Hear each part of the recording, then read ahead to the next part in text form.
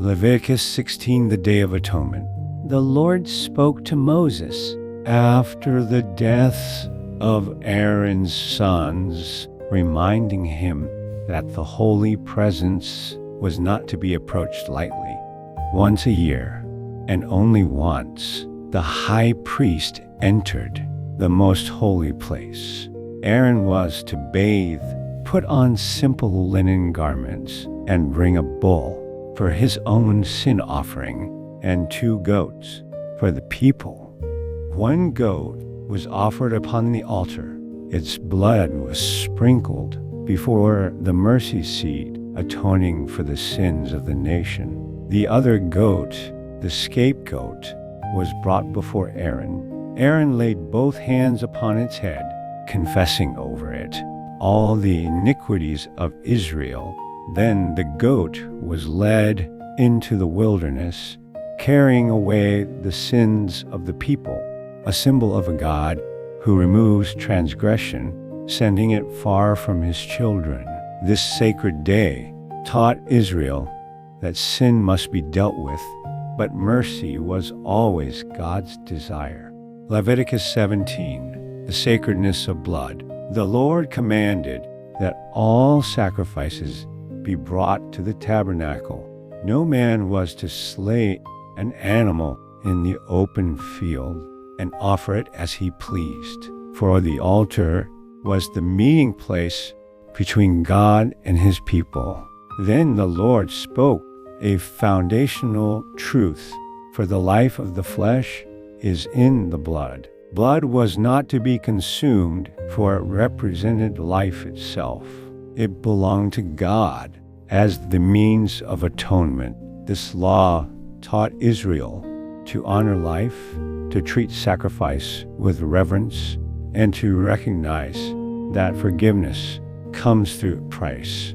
Every drop of blood shed upon the altar pointed to a greater sacrifice, one that would come in time. Leviticus forbidden practices of the nations.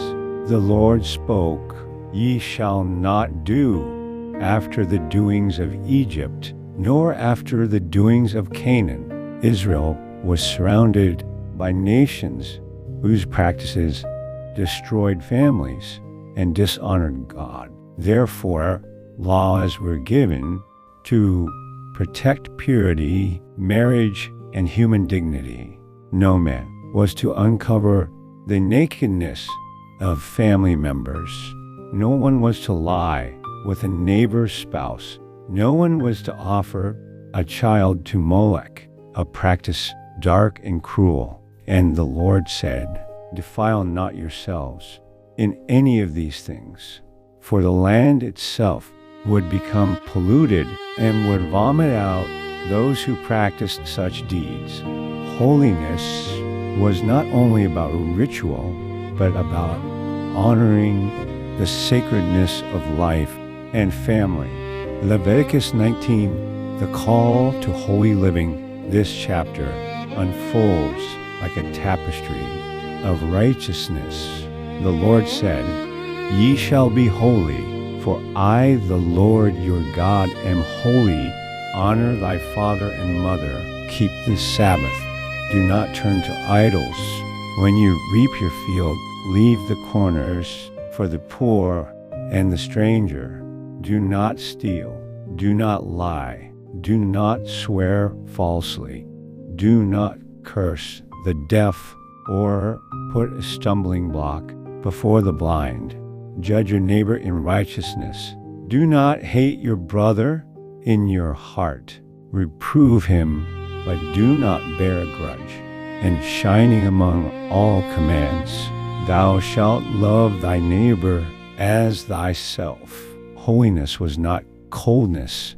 It was compassion, mercy, justice, and kindness woven into everyday life. Leviticus 20, consequences for sin.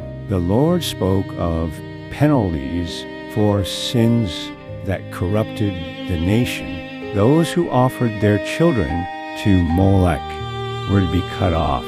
Those who practiced sexual immorality were judged not to destroy but to protect the holiness and safety of the nation.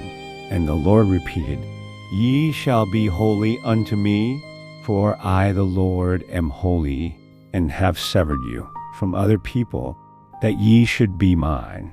Holiness was not merely separation, it was belonging. Israel was called to a different path, a different heart, a different way of life that reflected the character of the God who chose them.